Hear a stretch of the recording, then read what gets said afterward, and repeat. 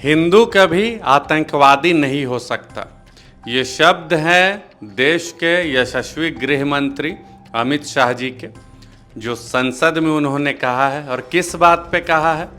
Malegaon blast हुआ था 2008 में, जिसमें यूपीए की सरकार थी देश में उस समय, और साध्वी प्रज्ञा सिंह ठाकुर को शायद ही कोई ऐसा देश का नागरिक हो या लोग हों जो उनको नहीं जानते होंगे, उनको इसमें अभियुक्त बना दिया गया था। एक लेफ्टिनेंट कर्नल थे, उनको भी अभियुक्त बना दिया गया था, और एक देवेंद्र गुप्ता, करीब लगभग 6-7 लोग थे इसमें जिनको अभियुक्त बनाया था, मुख्य अभियुक्त बनाया गया था। और उतने साल 12 और 5 इधर 17 साल उन लोगों पर जांच चली, हर तरह से मानसिक और शारीरिक रूप से प्रताड़ित किया गया। जो लोग भी कोर्ट कचहरी के चक्कर में कभी पड़े हों, छोटे मोटे केस में भी किसी तरह, चाहे वो ज़मीन जायदाद का विवाद हो, चाहे मारपीट हो, किसी तरह का भी छोटे मोटे केस में भी यदि कोई आज तक चक्कर में पड़े होंगे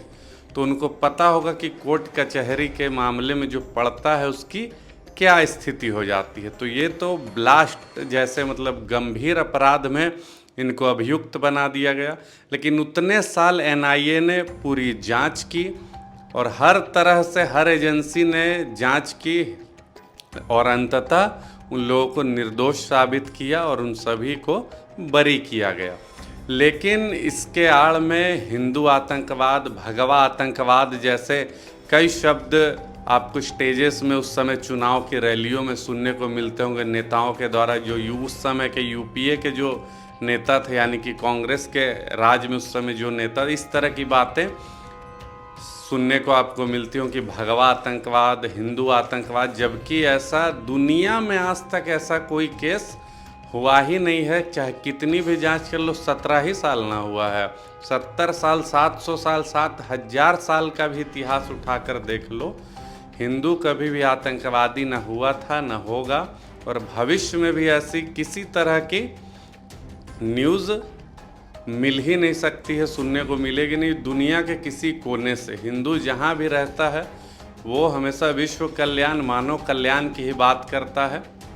सेल्फ डिफेंस में कुछ कर दे तो वो अलग चीज़ है, लेकिन किसी के ऊपर बेवजह, चाहे वो धर्म बदलने का दबाव हो, किसी देश पर बेवजह कब्जा करना हो, लूट लेना हो, वहाँ पर अत्याचार का, इस तरह का काम हिंदू जीवन में कर ही नहीं सकता है। ये फिर से आज साबित हो गया, और एनआईए ने पूरी जांच पड़ताल करके इस बात को भी झुठला दिया है कि ये लोग हिंदू आतंकवादी थे। नहीं, ऐसा होता ही नहीं है, हुआ ही नहीं और होगा भी नहीं। हिंदू कभी आतंकवादी नहीं हो सकता है। लोग लेकिन ये भी बात है, बोलते हैं कि जो भी लोग जिम्मेदार हैं उनको सज़ा यदि नहीं भी मिले तो जो निर्दोष है उनको सज़ा नहीं मिलनी चाहिए। लेकिन इतना ज़्यादा वक्त भी नहीं गुजरना चाहिए किसी को निर्दोष साबित करने में। ये लोग 17 साल से प्रताड़ित हो रहे हैं, इनका इमेज खराब हुआ, लोगों ने इनके ऊपर क्या क्या लांछन लगाया, शारीरिक और मानसिक रूप से इन लोगों को प्रताड़ित किया गया। उसका हर्जाना कोई सरकार या न्यायालय दे सकता है? नहीं दे सकता है।